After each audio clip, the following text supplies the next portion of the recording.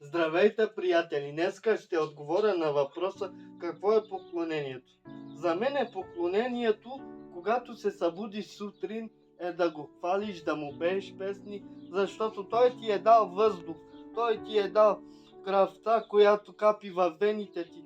И той също си е дал кръвта, която всичко направи заради нас, която не направи свободно. За мен поклонението е начин на живот, начин за да го хвалиш. Здравейте, приятели! Ще ви обясня днеска според мен какво е поклонението към Бог. Според мен да се покланяш на Бога е да му благодариш, да му казваш обичам те.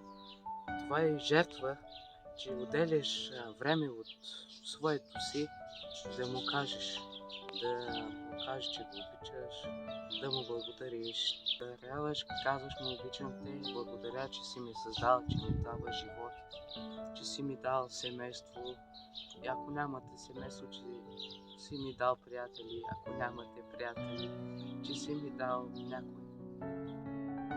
Здравейте, брати и сестри! За мен поклонението е да благодариш на Бог за всичко, което е направил за теб в твоя живот.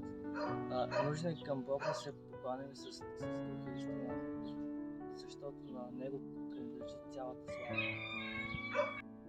За мен поклонението е да отделяш времето си и да му благодариш и да се потопиш в Неговото присъствие. Покланяйте му се, защото той е живия Бог!